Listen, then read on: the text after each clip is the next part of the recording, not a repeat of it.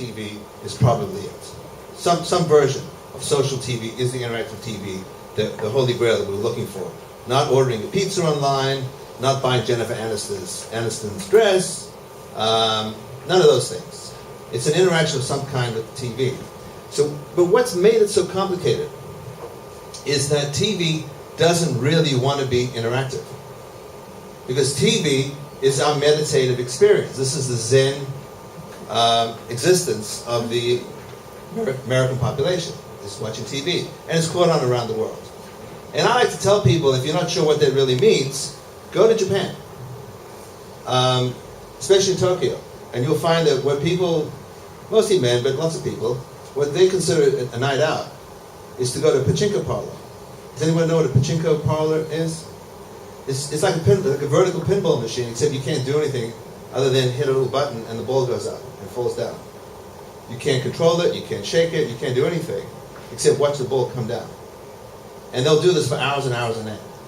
And it's the fact that they can't do anything that makes it such a wonderful Zen experience. So we're not the only ones who like to vegetate. Other countries will actually pay money, will leave their homes and pay money to vegetate. So vegetating may actually be good for you. But whether or not it's good for you, we want to do it. And anybody who got onto interactive TV found themselves competing with a profound human need to vegetate. So interactivity violated the need to vegetate. And the things that have done well, if you think about it, in this experience on the road towards interactivity are the clicker. Not too many controls, just the right amount. I understand that one of the most successful interactive features of all time is the little thing that pops up and tells you your caller ID of who's bothering you while you're watching TV. And my answer to that is, why can they do more? Why can they say, go away, I'm busy, or like, how can I handle this? Or act like, pretend that you're responding to them and say, yeah, okay, Ma. I don't know, they could have done more. But the thing is, what it did was, it saved you from leaving your meditative experience. Now I'm just saying this because that's the complication. Social TV promises all kinds of stuff, and I don't understand even a fraction of it. Twitter TV, there's a major article in Fast Company about Twitter TV and how that seems to be the magic formula, that immediacy, and that's great, and it certainly makes a compelling case for how Twitter TV may work. A lot of folks are talking about how Facebook will be plugged into the box. And let's face it, every flat screen TV is really a very, very enhanced computer monitor. And in fact, when we started on the interactive TV trail in the 90s, a computer was about $2,000 and a TV was about $300-400. Today, the computer is $300 or $400 and the TV is $2,000. Think about it. So that is a computer waiting to be used that we're not using other than to get a better view of the Super Bowl and, Jersey Shore or whatever. So that potential is not going to sit around for too long. How it's going to be unlocked is the mission of today's meeting.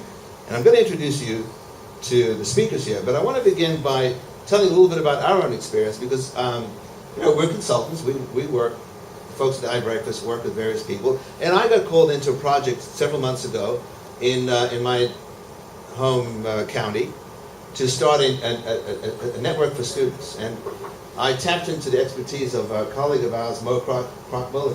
There he is. He's a journalist and a former professor of digital journalism at Hofstra. And we began crafting a network for these kids. And there's nothing special about what we're doing. I mean, we have websites, we have Facebook, and we have the TV outlet, and we have a radio outlet. But what we very quickly discovered was that the kids, not on the front end, not on the TV experience, but on the back end, they quickly understood how to collaborate, how to build stuff. And within about 3 weeks of beginning this project, we scored an interview with Ed Zuckerberg. That's Mark Zuckerberg's dad.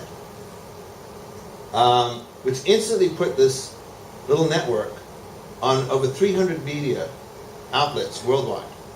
Australia Morning News, the London Daily Mail, USA Today, and so on and so forth, and about 1,500 media outlets that went and downloaded the whole setup. So suddenly they understood that being involved in the creation at a social media level, in other words, they're all connected, gave them access to people that would otherwise be unimaginable to them. And let me point this out. Mark Zuckerberg's dad refused to speak to the media for the last 6 years. There are no other interviews with him. They found him, got him. So now they realize, wow, we can talk to Bill Clinton. He lives in our backyard. And their heads are spinning. And their view of social TV is not just, well, this is an enhanced entertainment experience, or I'm willing to give up my Zen viewing moment. Their view of it is, it fits in with this social media understanding, which is they want to improve their social standing. They want to enhance their own brand. And this is what gives it real potency, is that this can help them academically. If they have a great science project, they will be able to showcase it so that more than 3 people will see it. This may get them into the college of their choice. So now the TV experience has become actual social and academic currency. This is worth something to them. Their parents will pay money to enhance their standing in this field. They'll pay for their education if they think it gets them into better school.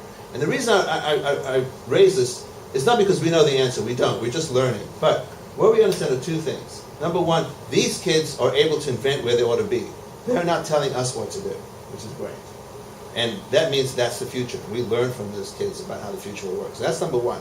The other thing is, if they can see the possibility of increasing their stature both socially and academically, i.e. professionally, adults at some level want to do the same thing, whether naturally or just mimicking the kids. And I think that brings a whole other dimension to this conversation. We may be talking about more than entertainment. We may actually be talking about an ecosphere of entertainment, social standing, and possible professional enhancement. And on that note, I'd like to introduce you to our panel. So